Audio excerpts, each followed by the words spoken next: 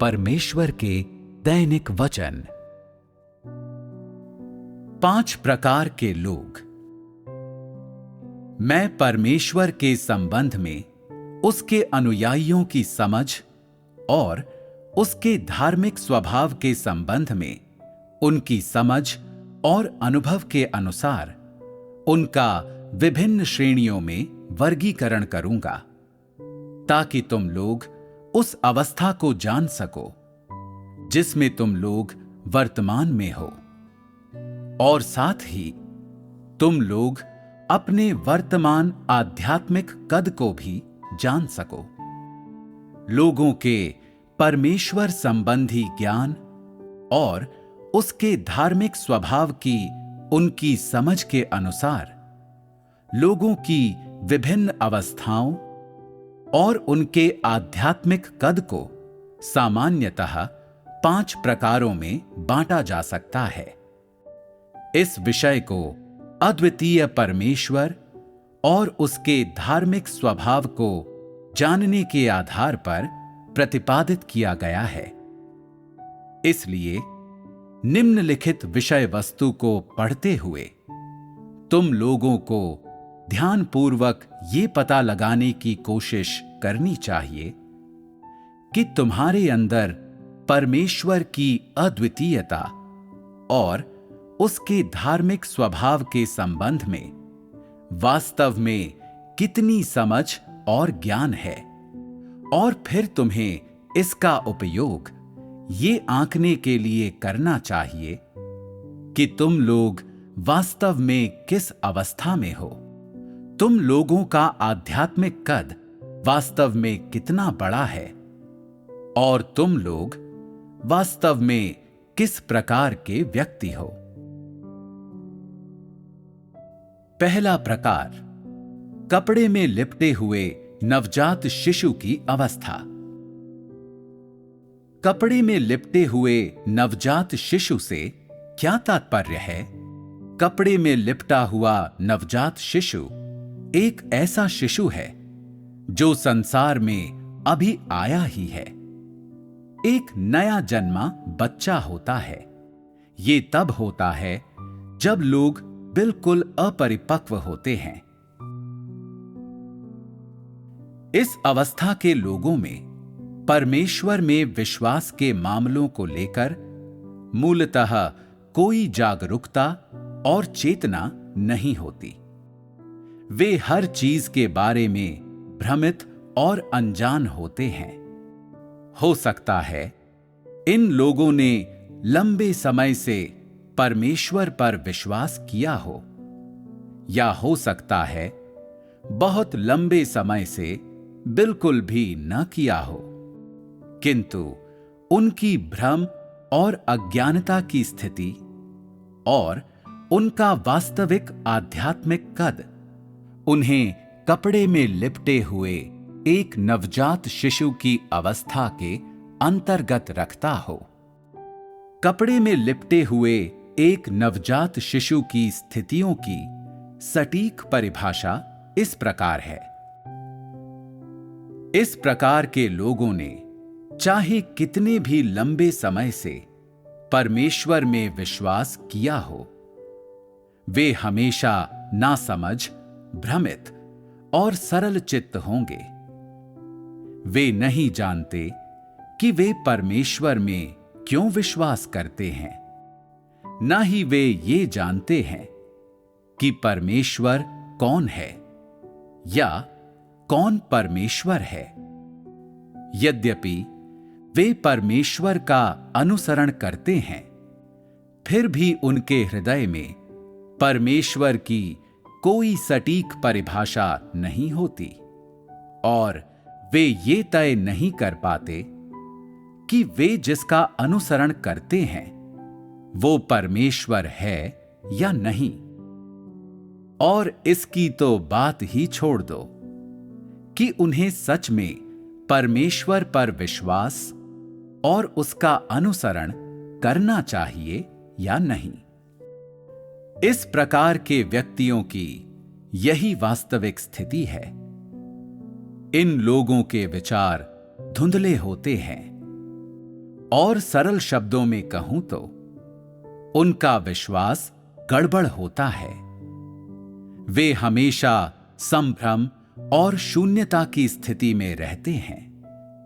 नासमझी, भ्रम और सीधापन उनकी अवस्था का सारांश प्रस्तुत करते हैं। उन्होंने ना तो कभी परमेश्वर के अस्तित्व को देखा होता है, ना ही महसूस किया होता है, और इसलिए उनसे परमेश्वर को जानने के बारे में बात करना भैंस के आगे बीन बजाने जैसा होता है। वे ना तो उसे समझेंगे और ना ही उसे स्वीकार करेंगे। उनके लिए परमेश्वर को जानना एक अति काल्पनिक कहानी सुनने जैसा होता है।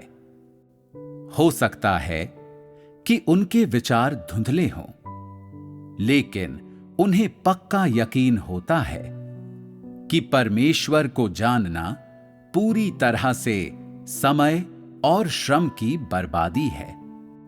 ये पहले प्रकार का व्यक्ति है, कपड़े में लिपटा हुआ नवजात शिशु। दूसरा प्रकार, दुधमुहे शिशु की अवस्था। कपड़े में लिपटे हुए नवजात शिशु की तुलना में इस प्रकार के व्यक्ति ने कुछ प्रगति कर ली होती है, लेकिन अफसोस, उनमें भी परमेश्वर की कुछ भी समझ नहीं होती। उनमें भी परमेश्वर के संबंध में स्पष्ट समझ और अंतर्दृष्टि का अभाव होता है। वे बहुत स्पष्ट नहीं होते कि उन्हें परमेश्वर पर विश्वास क्यों करना चाहिए, लेकिन उनके हृदय में उनके अपने उद्देश्य और स्पष्ट युक्तियां होती हैं। वे इस बात से वास्ता नहीं रखते कि परमेश्वर में विश्वास करना सही है या नहीं।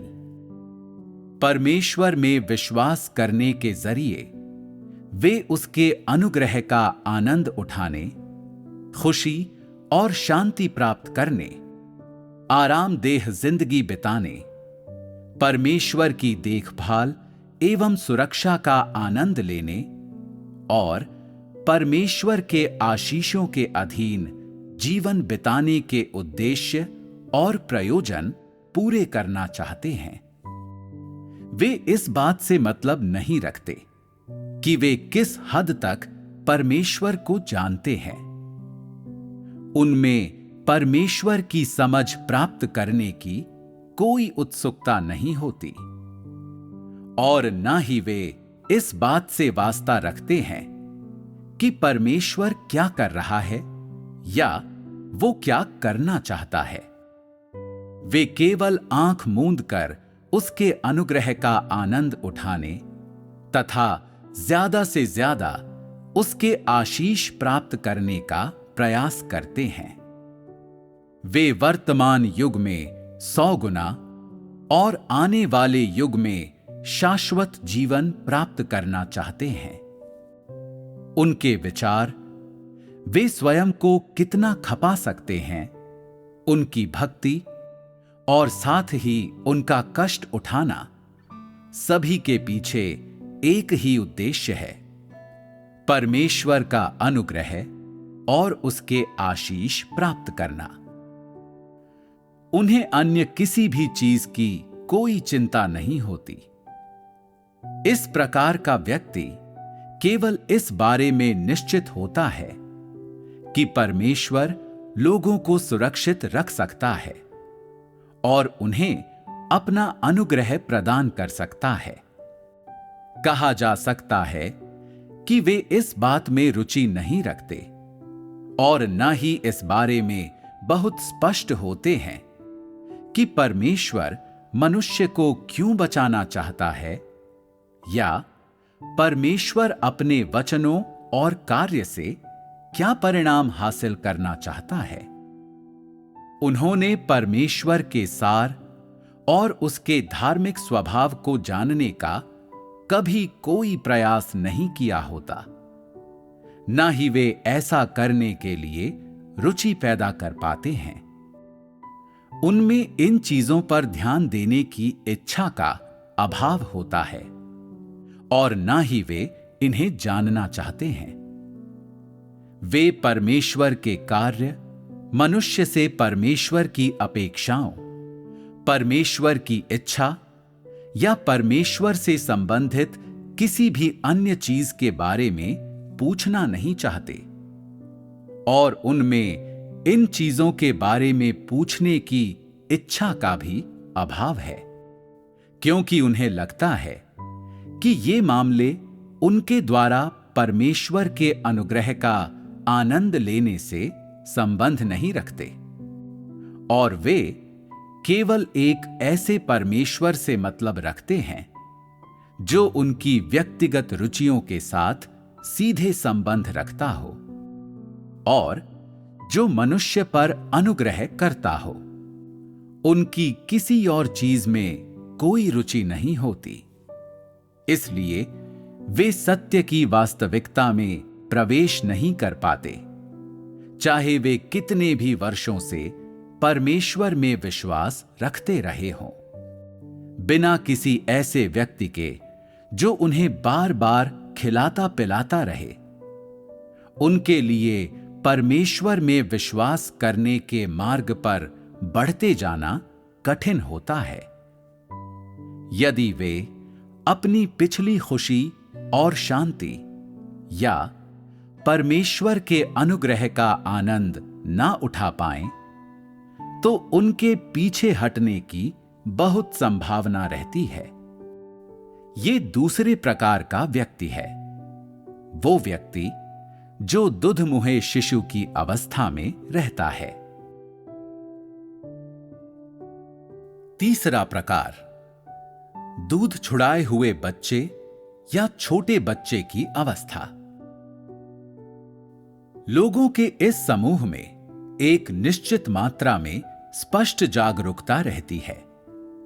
वे जानते हैं कि परमेश्वर के अनुग्रह का आनंद लेने का अर्थ ये नहीं है कि वे अपने आप में सच्चा अनुभव रखते हैं, और वे जानते हैं कि भले ही वे आनंद और शांति की मांग करते ना थकें, अनुग्रह की मांग करते ना थकें, या भले ही वे परमेश्वर के अनुग्रह का आनंद लेने के अनुभव बांटने या परमेश्वर द्वारा उन्हें दिए गए आशीषों के लिए परमेश्वर की स्तुति करके गवाही देने में समर्थ हों।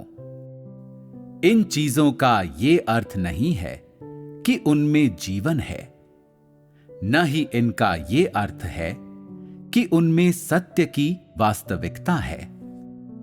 अपनी चेतना की शुरुआत से ही वे ऐसी निरर्थक आशाएं रखना छोड़ देते हैं कि केवल परमेश्वर का अनुग्रह ही उनके साथ रहेगा। इसके बजाय परमेश्वर के अनुग्रह का आनंद उठाने के साथ ही वे परमेश्वर के लिए कुछ करना भी चाहते हैं। वे अपना कर्तव्य निभाने, थोड़ी बहुत कठिनाई और थकान सहने और परमेश्वर के साथ कुछ हद तक सहयोग करने के लिए तैयार रहते हैं।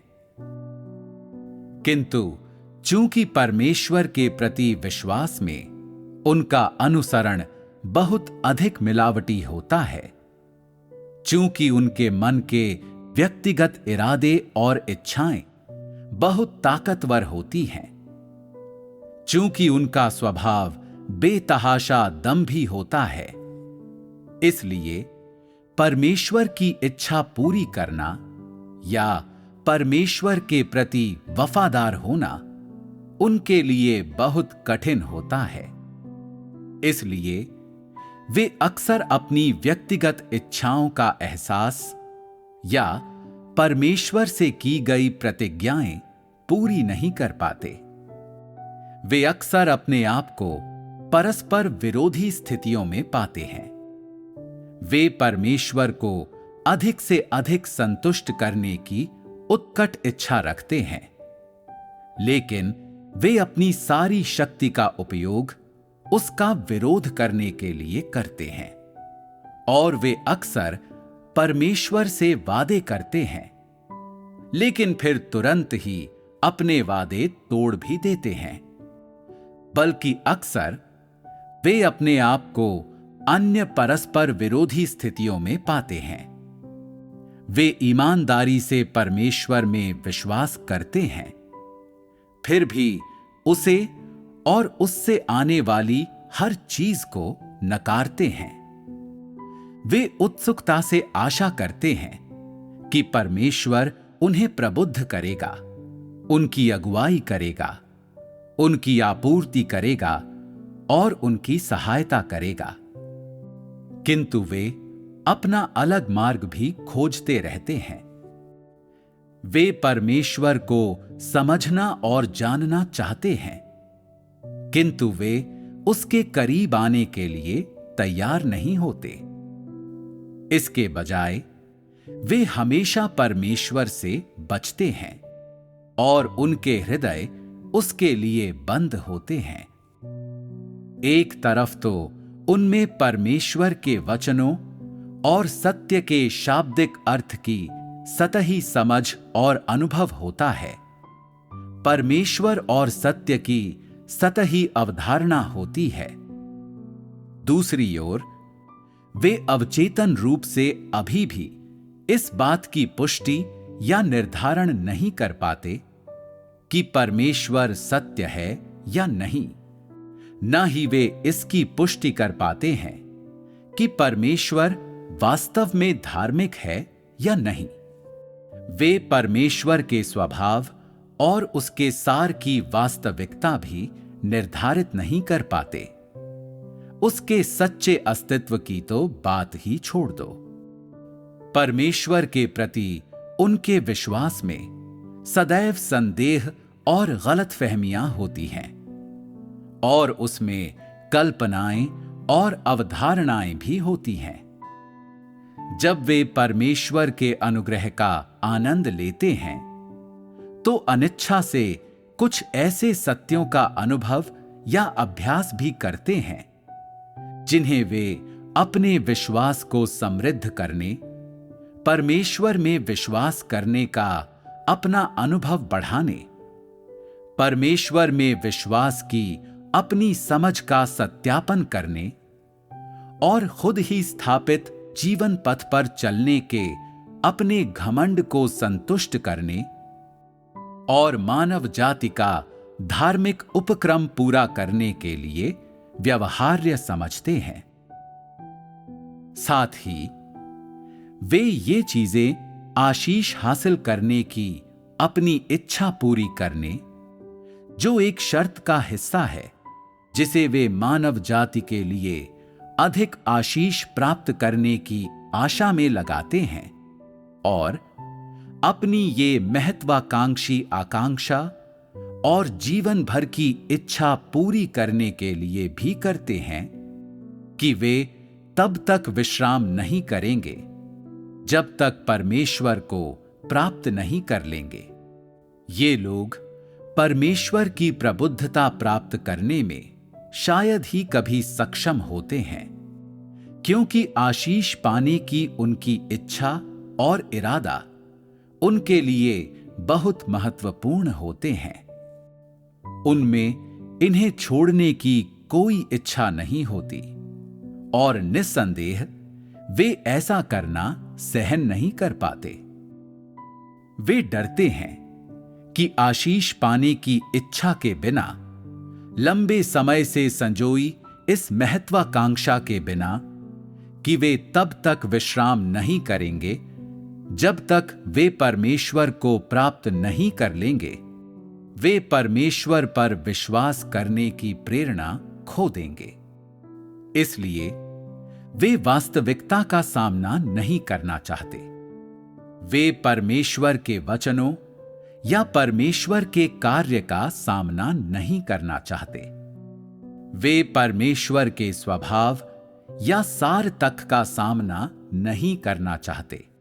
परमेश्वर को जानने के विषय का उल्लेख करने की तो बात ही छोड़ दो, क्योंकि जब परमेश्वर, उसका सार और उसका धार्मिक स्वभाव उनकी कल्पनाओं का स्थान लेगा, तो उनके सपने धुएं में उड़ जाएंगे और उनका तथाकथित विश्वास और योग्यताएं, जिन्हें वर्षों के कठिन कार्य के जरिए इकट्ठा किया गया है, लुप्त और शून्य हो जाएंगे। इसी प्रकार उनका इलाका, जिसे उन्होंने वर्षों के खून पसीने से जीता है, धराशायी हो जाएगा। ये सब चीजें इस बात का संकेत होंगी कि उनका अनेक वर्षों का कठिन परिश्रम और प्रयास व्यर्थ हो गए हैं और उन्हें शून्य से शुरुआत करनी होगी। ये उनके लिए सबसे पीड़ादायक स्थिति है और यही परिणाम वे देखना नहीं चाहते। इसीलिए वे हमेशा इस प्रकार के गतिरोध में बंद रहते हैं और लौटना नहीं चाहते। ये तीसरे प्रकार का व्यक्ति है, ऐसा व्यक्ति जो दूध छुड़ाए हुए बच्चे की अवस्था में रहता है। ऊपर वर्णित 3 प्रकार के लोग, अर्थात इन 3 अवस्थाओं में रहने वाले लोग, परमेश्वर की पहचान और हैसियत में या उसके धार्मिक स्वभाव में कोई सच्चा विश्वास नहीं रखते और न ही उनके पास इन चीजों की कोई स्पष्ट सटीक पहचान या पुष्टि होती है। इसलिए इन तीनों अवस्थाओं के लोगों के लिए सत्य की वास्तविकता में प्रवेश करना बहुत कठिन होता है और उनके लिए परमेश्वर की दया, प्रबुद्धता या रोशनी प्राप्त करना भी कठिन होता है, क्योंकि जिस तरह से वे परमेश्वर में विश्वास करते हैं, वो और परमेश्वर के प्रति उनका गलत रवैया परमेश्वर के लिए उनके हृदय में कार्य करना असंभव बना देता है। परमेश्वर के संबंध में उनके संदेह, गलतफहमियां और कल्पनाएं परमेश्वर संबंधी उनके विश्वास और ज्ञान से अधिक होती हैं। ये 3 प्रकार के लोग बहुत अधिक जोखिम में होते हैं और ये तीनों ही चरण बहुत खतरनाक होते हैं। जब कोई परमेश्वर, परमेश्वर के सार, परमेश्वर की पहचान, परमेश्वर की सत्यता और उसके अस्तित्व की वास्तविकता के संबंध में संदेह का रवैया रखता है और जब कोई इन चीजों के संबंध में निश्चित नहीं हो पाता, तो वो परमेश्वर से आने वाली हर चीज कैसे स्वीकार कर सकता है?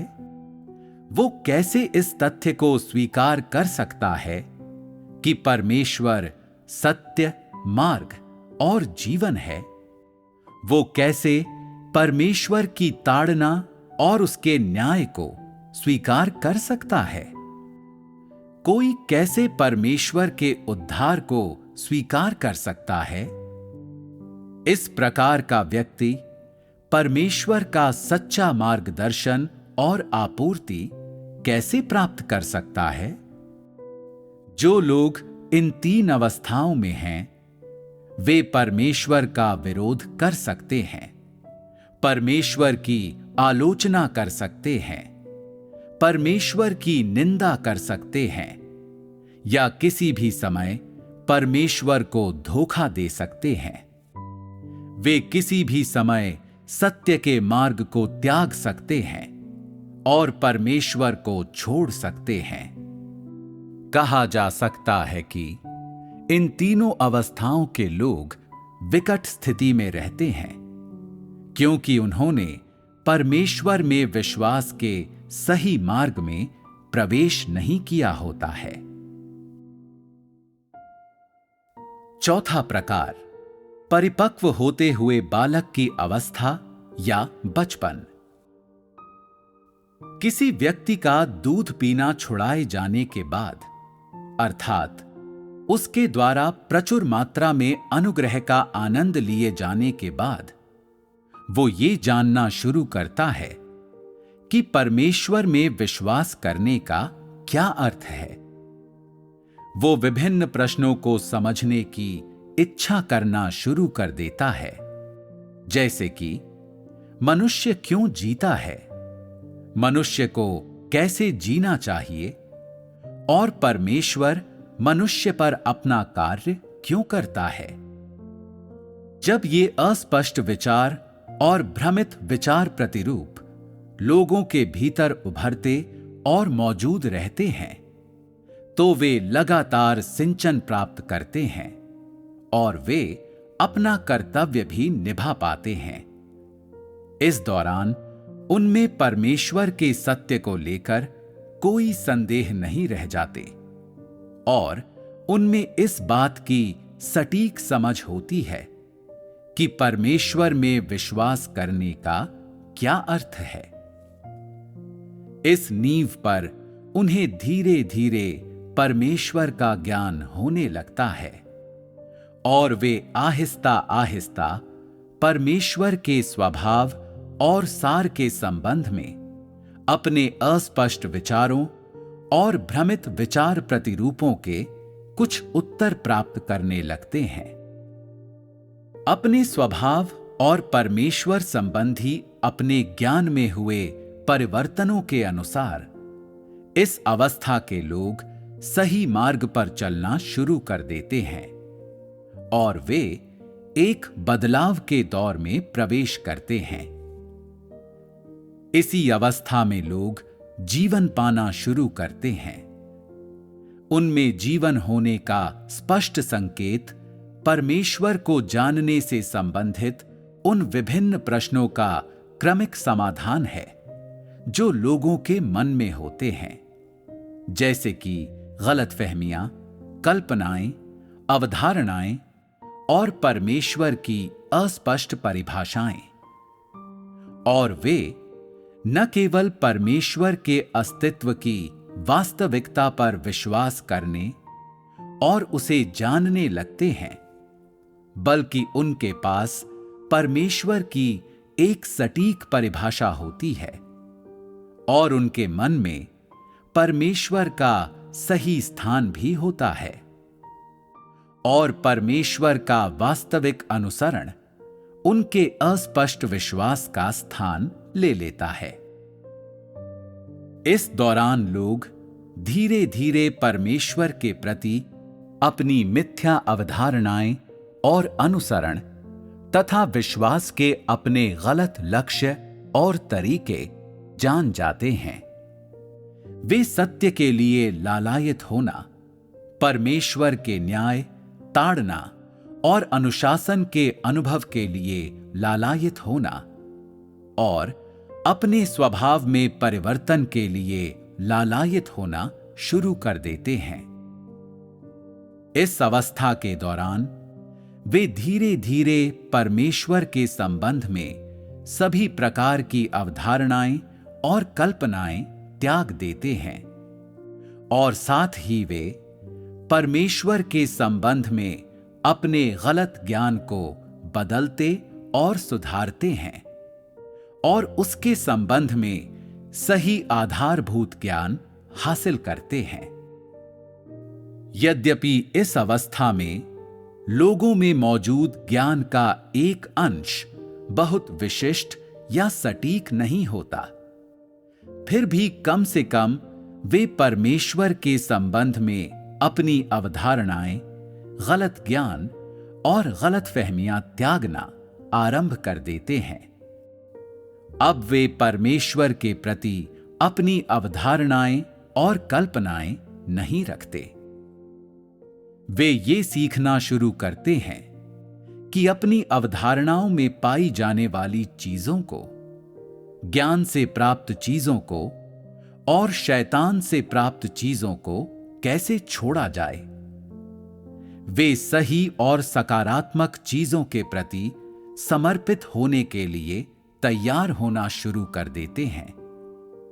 यहां तक कि उन चीजों के प्रति भी जो परमेश्वर के वचनों से आती हैं और जो सत्य के अनुरूप होती हैं।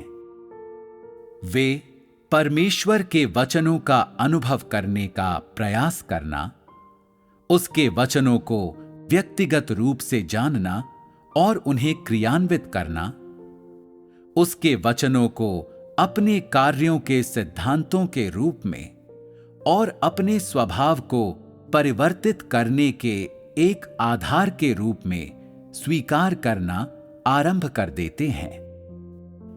इस दौरान लोग अनजाने ही परमेश्वर का न्याय और ताड़ना स्वीकार कर लेते हैं और अनजाने ही परमेश्वर के वचनों को अपने जीवन के रूप में स्वीकार कर लेते हैं। परमेश्वर के न्याय, ताड़ना और वचनों को स्वीकार करते हुए वे अधिकाधिक सचेत हो जाते हैं और ये महसूस करने लगते हैं कि जिस परमेश्वर पर वे दिल से विश्वास करते हैं वो वास्तव में मौजूद है। परमेश्वर के वचनों में, अपने अनुभवों और अपनी जिंदगी में वे अधिकाधिक ये महसूस करने लगते हैं कि परमेश्वर ने हमेशा मनुष्य की नियति पर शासन किया है और उसकी अगुवाई और आपूर्ति की है। परमेश्वर के साथ अपने जुड़ाव के जरिए वे धीरे धीरे परमेश्वर के अस्तित्व की पुष्टि करने लगते हैं। इसलिए इससे पहले कि वे इसे महसूस कर पाएं, वे अवचेतन मन में पहले ही परमेश्वर के कार्य को स्वीकार कर लेते हैं, उस पर दृढ़ता से विश्वास करना शुरू कर देते हैं और वे परमेश्वर के वचनों को मंजूर कर लेते हैं। जब लोग परमेश्वर के वचनों और कार्य को स्वीकार कर लेते हैं तो वे निरंतर स्वयं को नकारते हैं, अपनी ही अवधारणाओं को नकारते हैं, अपने ज्ञान को नकारते हैं, अपनी ही कल्पनाओं को नकारते हैं और निरंतर खोज करने लगते हैं कि सत्य क्या है और परमेश्वर की इच्छा क्या है। विकास की इस अवधि में परमेश्वर के संबंध में लोगों का ज्ञान बहुत ही सतही होता है। वे इस ज्ञान को शब्दों में स्पष्ट रूप से बताने तक में असमर्थ होते हैं, न ही वे इसे विशिष्ट विवरणों के संदर्भ में व्यक्त कर सकते हैं और उनमें केवल एक अनुभूति आधारित समझ होती है। फिर भी पिछली 3 अवस्थाओं के साथ तुलना करने पर इस अवधि के लोगों की अपरिपक्व जिंदगी ने पहले ही परमेश्वर के वचनों की सिंचाई और आपूर्ति प्राप्त कर ली होती है और इस प्रकार उन्होंने पहले ही अंकुरित होना आरंभ कर दिया होता है। उनकी जिंदगी भूमि में दबे एक बीज के समान होती है। नमी और पोषक तत्व पाने के बाद ये मिट्टी से फूटती है और उसका अंकुरण एक नए जीवन की उत्पत्ति को दर्शाता है। इस उत्पत्ति से व्यक्ति जीवन के चिन्हों की झलक देखने लगता है। जब लोगों में जीवन होता है तो वे बढ़ते हैं।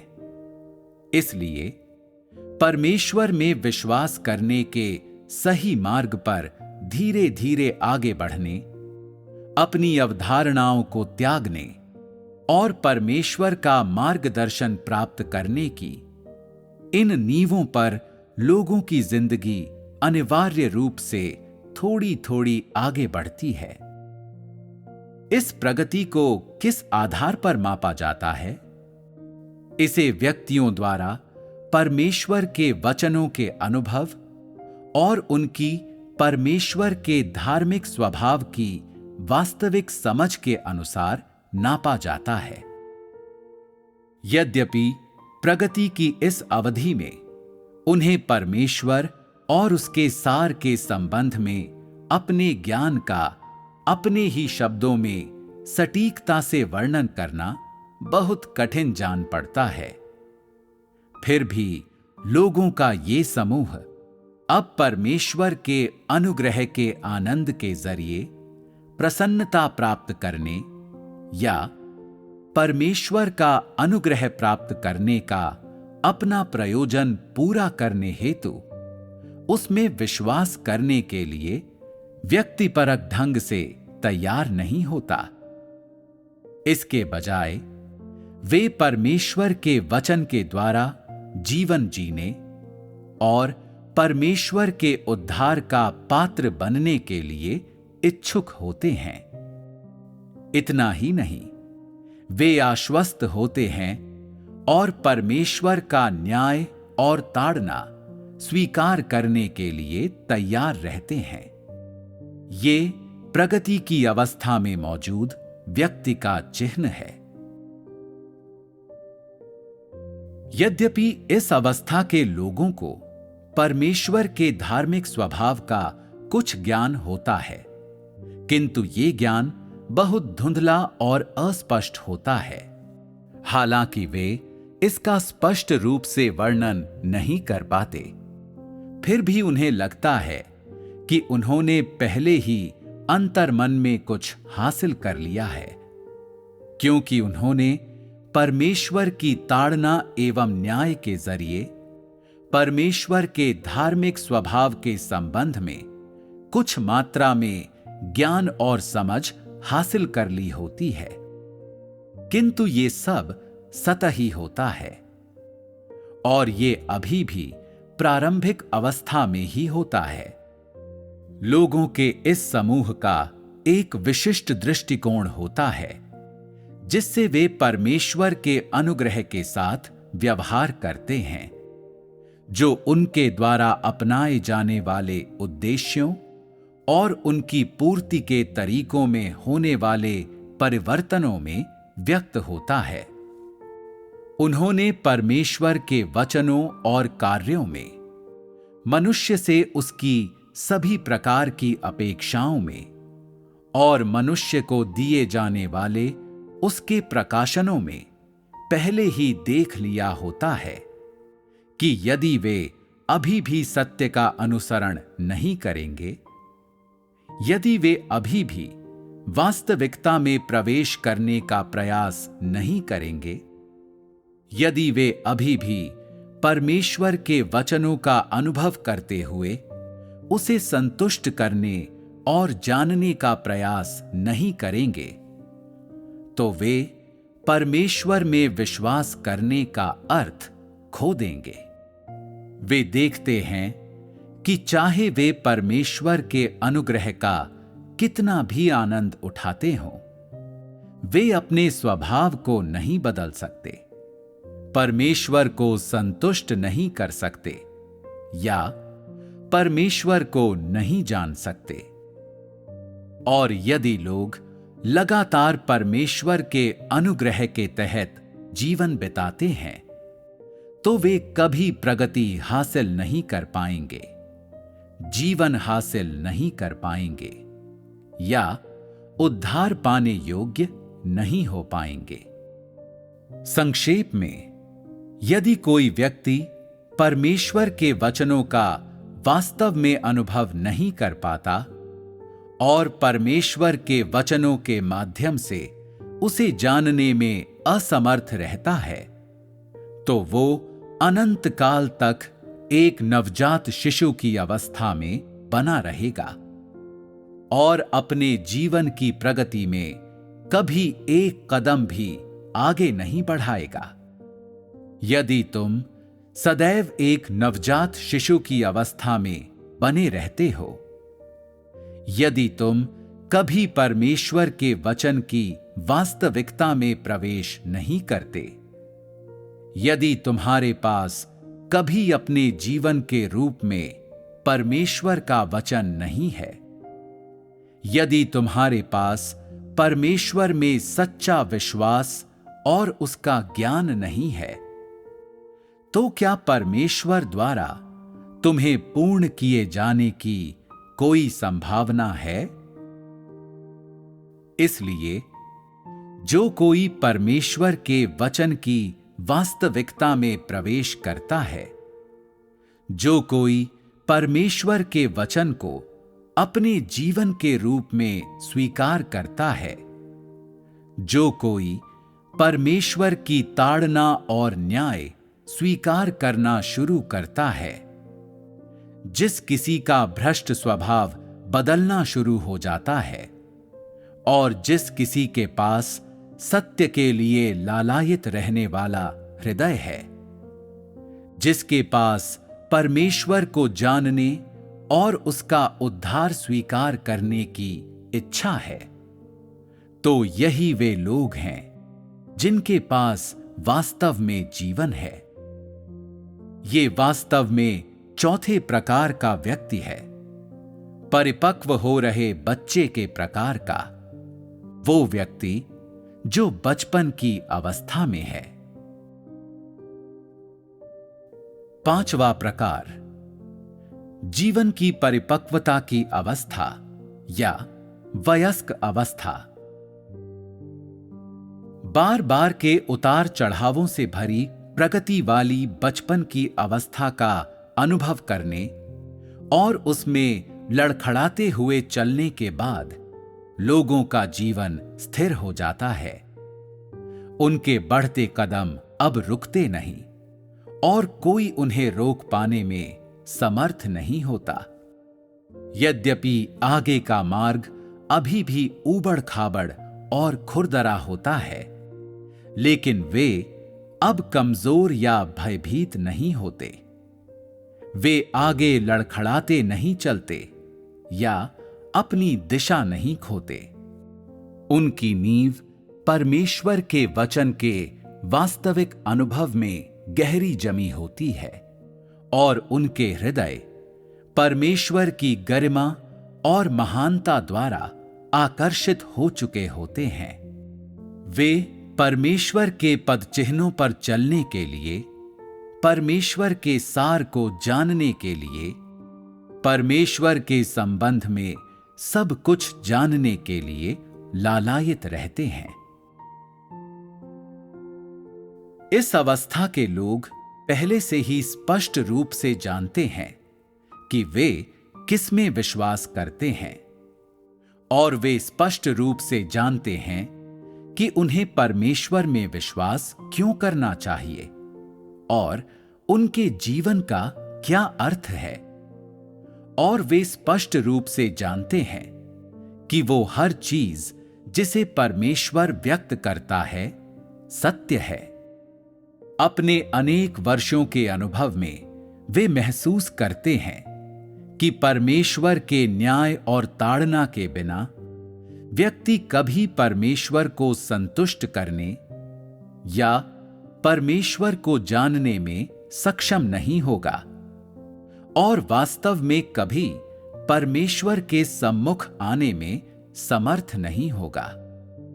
इन लोगों के हृदय में परमेश्वर द्वारा परखे जाने की तीव्र इच्छा होती है, जिससे परखे जाते समय वे परमेश्वर के धार्मिक स्वभाव को देख सकें और अधिक शुद्ध प्रेम हासिल कर सकें और साथ ही परमेश्वर को और अधिक सच्चाई से समझने और जानने में समर्थ हो सकें।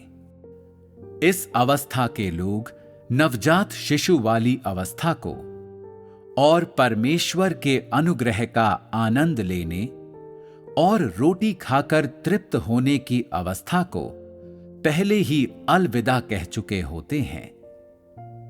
वे अब परमेश्वर को सहनशील बनाने और उन पर दया दिखाने के लिए असाधारण आशाएं नहीं रखते, बल्कि वे परमेश्वर की सतत ताड़ना और न्याय पाने के लिए आश्वस्त और आशान्वित रहते हैं, ताकि अपने भ्रष्ट स्वभाव से अपने आप को अलग कर सकें और परमेश्वर को संतुष्ट कर सकें। परमेश्वर के संबंध में उनका ज्ञान और उनकी खोज या उनकी खोज के अंतिम लक्ष्य उनके हृदय में बहुत स्पष्ट होते हैं।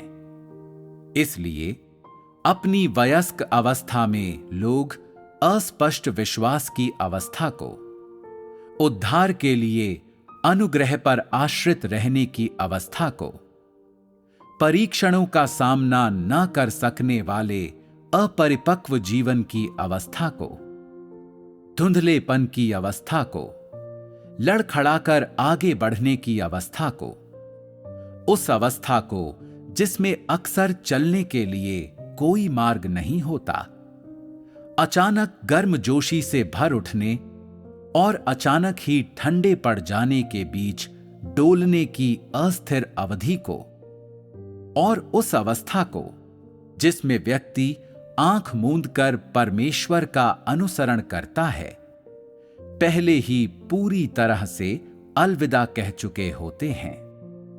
इस प्रकार के लोग अक्सर परमेश्वर की प्रबुद्धता और रोशनी प्राप्त करते हैं और अक्सर परमेश्वर के साथ सच्ची संगति और संवाद में संलग्न रहते हैं। कहा जा सकता है कि इस अवस्था में रह रहे लोग पहले ही परमेश्वर की इच्छा का अंश समझ चुके होते हैं। वे जो कुछ भी करते हैं उसमें सत्य के सिद्धांत ढूंढ पाने में समर्थ होते हैं और वे जानते हैं परमेश्वर की इच्छा कैसे पूरी करनी है। इतना ही नहीं, उन्होंने परमेश्वर को जानने का मार्ग भी पा लिया होता है और परमेश्वर के संबंध में अपने ज्ञान की गवाही देनी शुरू कर दी होती है। क्रमिक प्रगति की प्रक्रिया के दौरान वे परमेश्वर की इच्छा, मनुष्य की सृष्टि करने में परमेश्वर की इच्छा और मनुष्य का प्रबंधन करने में परमेश्वर की इच्छा की क्रमिक समझ और ज्ञान प्राप्त कर लेते हैं। वे धीरे धीरे सार की दृष्टि से परमेश्वर के धार्मिक स्वभाव की समझ और ज्ञान भी प्राप्त कर लेते हैं। कोई मानवीय अवधारणा या कल्पना इस ज्ञान का स्थान नहीं ले सकती। हालांकि ये नहीं कहा जा सकता कि पांचवी अवस्था में व्यक्ति का जीवन पूरी तरह से परिपक्व हो जाता है या ये व्यक्ति धार्मिक या पूर्ण है, लेकिन फिर भी इस प्रकार के व्यक्ति ने जीवन में परिपक्वता की अवस्था की ओर पहले ही एक कदम बढ़ा लिया है और वो परमेश्वर के सामने आने, परमेश्वर के वचन और परमेश्वर के आमने सामने खड़े होने में पहले से ही समर्थ है। चूंकि इस प्रकार के व्यक्तियों ने परमेश्वर के वचनों का बहुत अधिक अनुभव कर लिया है, अनगिनत परीक्षणों का अनुभव कर लिया है और परमेश्वर से अनुशासन, न्याय और ताड़ना की असंख्य घटनाओं का अनुभव कर लिया है, इसलिए परमेश्वर के प्रति उनका समर्पण सापेक्ष नहीं बल्कि संपूर्ण है। परमेश्वर के संबंध में उनका ज्ञान अवचेतन ज्ञान से स्पष्ट एवं सटीक ज्ञान में, सतही ज्ञान से गहरे ज्ञान में, धुंधले और अस्पष्ट ज्ञान से सूक्ष्म और मूर्त ज्ञान में रूपांतरित हो गया है। वे श्रम साध्य लड़खड़ाहट और निष्क्रिय प्रयास करने की स्थिति से सहज ज्ञान और सक्रिय गवाही की स्थिति तक आ गए हैं। ये कहा जा सकता है कि इस अवस्था के लोगों में परमेश्वर के वचन के सत्य की वास्तविकता विद्यमान है और उन्होंने पूर्णता के उस मार्ग पर कदम रख दिया है जिस पर पतरस चला था। ये पांचवें प्रकार का व्यक्ति है। ऐसा व्यक्ति परिपक्वता की अवस्था यानी वयस्क अवस्था में जीता है।